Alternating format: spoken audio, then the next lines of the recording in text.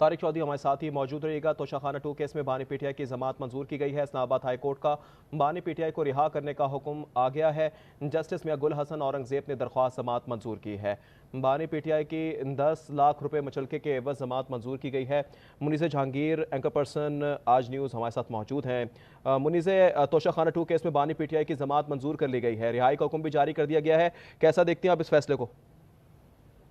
دیکھیے جی، ہمیں پہلے سے ہی جو حکومتی وزراء تھے وہ یہ بتا رہے تھے کہ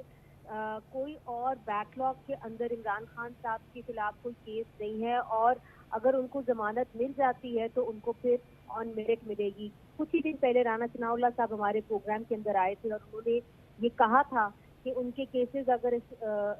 ختم ہو گئے تو پھر حکومت ان کے اوپر کوئی نیا کیس نہیں بنائے گی۔ تو ایسا لگتا ہے کہ یہ ممکن ہے۔ اب یہ دیکھنا باقی ہے کہ ضمانت کے جو آرڈرز ہیں وہ ان کے اوپر عمل درآمد ہوتا ہے کہ نہیں، مگر فی الحال یہی لگ رہا ہے کہ بانی پی ٹی آئی عمران خان صاحب کو بیل پہ رہا کر دیا جائے گا۔ منیزہ، آپ کیا سمجھتی ہیں کہ رہائی عمل میں لائی جائے گی؟ اور ایک جانب اعلان بھی کیا گیا ہے 24 نومبر کو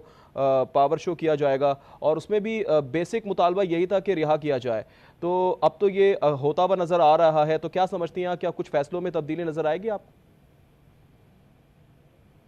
دیکھیے ظاہر ہے اگر عمران خان صاحب رہا ہو گئے تو ان میں سے جو ایک انہوں نے مانگ تھی جو 24 نومبر کے احتجاج کے حوالے سے تھی، وہ یہ تھی کہ عمران خان صاحب کو رہا کیا جائے، پھر ان کی باقی جو پارٹی ورکرز ہیں ان کو بھی رہا کیا جائے، اور جو کیسز ان کے خلاف بنے ان کو واپس لیا جائے۔ اور جو چوتھی انہوں نے نئی ایک مانگ ہے وہ یہ ہے کہ 36ویں آئینی ترمیم کو رول بیک کیا جائے۔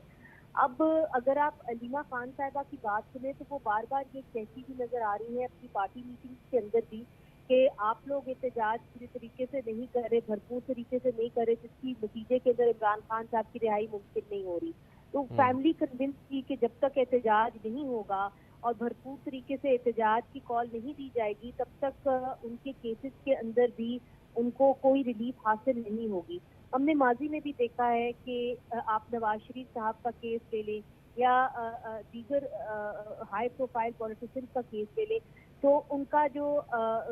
رہائی کا معاملہ ہوتا ہے وہ احتجاج سے جڑا ہوا ہوتا ہے، دباؤ پڑتا ہے، اس میں کوئی شک کی بات نہیں، اور لچک بھی دکھائی جاتی ہے۔ تو اس سے یہ واضح ہو جاتا ہے کہ جو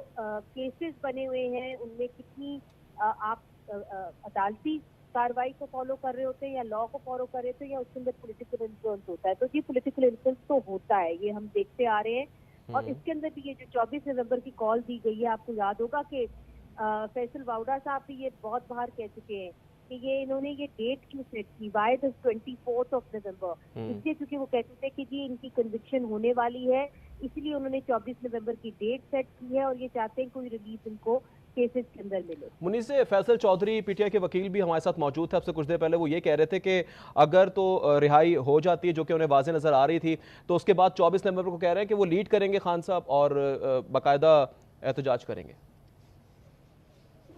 دیکھیے بڑی اچھی بات ہوگی کہ وہ اس کال کو واپس نہ لیں، کیونکہ دیکھیے ابھی تک ان کے جو باقی لیڈران ہیں وہ بھی تو ابھی جیل کے اندر ہے نا، تو پھر تو ایسا لگے گا کہ جی عمران خان صاحب باہر آ گئے تو پی ٹی آئی کو باقی لوگوں کی کوئی پرواہ نہیں۔ اس کے اندر یاسمین راشد صاحبہ ہیں، کینسر کی مریض ہیں وہ۔ ٹھیک ہے، منیز جہانگیر اینکر پرسن ہمارے ساتھ موجود تھی، آپ کا بہت شکریہ۔